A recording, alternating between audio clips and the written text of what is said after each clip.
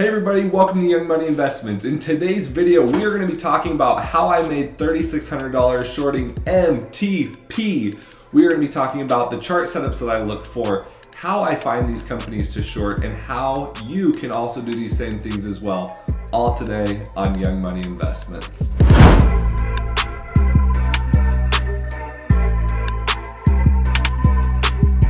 Alright you guys, so it is another day, another dollar, and another opportunity that I have to show you the chart patterns and the setups that I looked for in order to short MTP today. So in today's video, I want to go over some of the things that I look for in order to get in on this position, how the chart setups and how kind of the volume in the momentum stock, penny stock market has been over the past week, and how that's affected my trades, and how I ended up really profiting, probably one of my better trades that I've had in several weeks, and what I had to do in order to get to this point. So let's jump into it. All right guys, so pulling up the chart here really quickly, we are going to be taking a look at the 4-hour 180-day chart of MTP. I think before we get to the outside view, we are going to take a look here at the 1-day 1-minute view. So if you were to take a look at this, especially here at the very beginning, you would notice that there was a lot. In fact, this doesn't give you a really good picture here. If you scroll, let's see if we can do like the 5-day 5-minute here. So we're gonna take the last 2 days. We're gonna take the day before, and then we're gonna take this after hours volume here on MTP. Now, this company during the pre-market ran from lows right here of about, let's call that roughly about $2.20, all the way up to pre-market of about $3. So it made a move of about 37%, 37-40%, obviously right in that range. And that obviously sparked a lot of scanners. Now, one of the things that made me interested in MTP, pardon me, was the fact that I checked the news on the scanners. I checked all the news on MTP. There was no news. This company was running on zero news. Now, for me as a short seller, that is very good news, because what that means to me is this company really has no reason. It shouldn't be up this high, and it's being manipulated. If you can wait and play the long game, and what I mean by play the long game is wait for the macro move to happen, the downside, you are going to profit as a short seller. Now, the people that, will make money on this, on the front side, sure, they're gonna, they can potentially, if you got in right here at the open, and you rode this up to the highs, yeah, you made a nice 27% return. You didn't pay any locate fees, like that honestly and truly was a nice trade. So the reality of this, guys, is that on here, you are going to see that on the long term, the long run with these kinds of moves, they come down eventually. All these companies that get pumped like this, even on a lot of good news, and these penny stock companies, these companies trading, at a few dollars a share, it eventually comes down, the volume dies out. And this is one of the things you can also look, is if you even pull this up on the 1-day 1-minute chart here, and look at this right here, is the volume. Look at the amount of volume. I mean, we're talking over 1 million shares traded in this first minute. You're seeing some more massive volume come in right here. We're talking about a ton of volume, but as it starts to sell off, you see a lot of volume on selling pressure, right? But then like the volume is just dead. Like it's dead the rest of the day. Nothing is happening.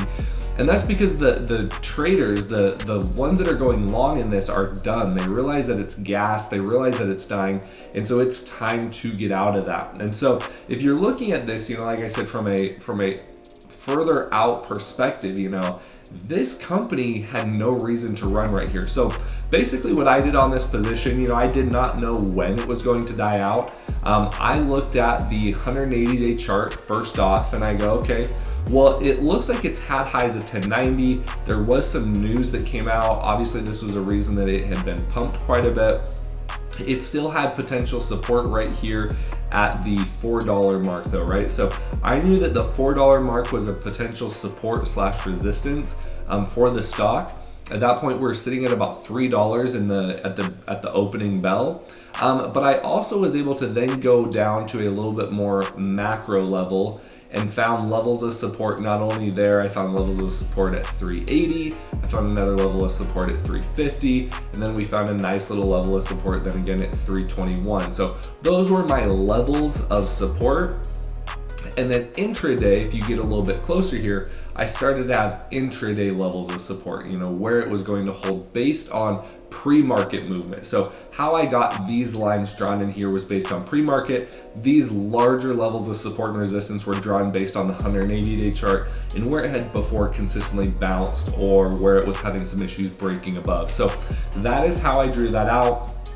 Basically in the move, once we were zoomed in a little, let's zoom in a little bit more here, kind of towards the morning time, is, obviously this started to run. I started to add up in this area. I added, at 340-ish. That was kind of my main first level of adding. We saw it kind of bounce, and then I thought maybe we'd see it start to come down.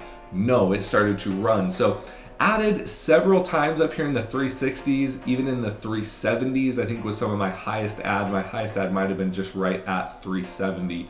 Never got anything at 386, but turned a 500 share position into roughly a 5,500 share position. So turned this into about 5,500 shares, and then as the day continued on, we saw it break through level of support here, after level of support there. Then this acted as resistance, continued to trend. I believe I ended up holding through this and then knew that the volume was dying out. How I end up holding through longer is when I know that the volume is starting to die out.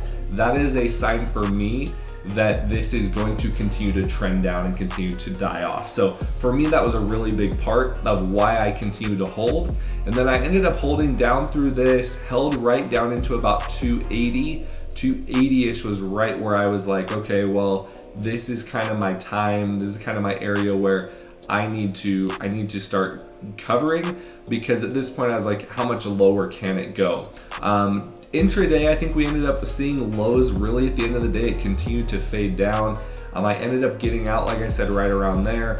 Ended up actually reshorting right up here at 286. I think they ended up actually reshorting exactly at 288, and I reshorted 2,000 shares at that point, and then rode that down to 276, I believe, where I ended up exiting, came back up, and then I never got my re-entry on this. I never ended up getting back into MPT. So that was the trade. Obviously it's important to look at support, resistance. It's important to look at RSI. Those are main key indicators that I use. And then just kind of to go over one more thing on the trade, just because I think people always want to know, did you actually trade this? Was this actual legit real profits?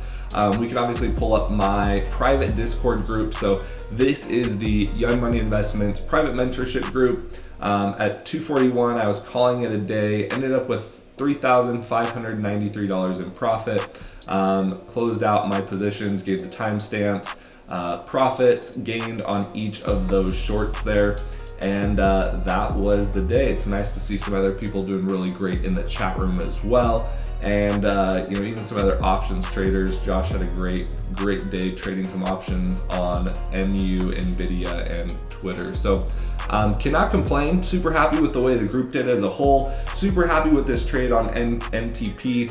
And yeah, if you have any questions about it, feel free to leave them down in the comment section. Check out one of these other videos. There is a few other videos recently that I posted on Tesla earnings. There's another video that I posted on getting started shorting. It's kind of like a shorting 101 video that's super helpful if you're just starting to get into the stock market and wanting to know more about what shorting is. And feel free to check those out. And like I said, please hit that subscribe button, and I'll talk to you guys later. Bye.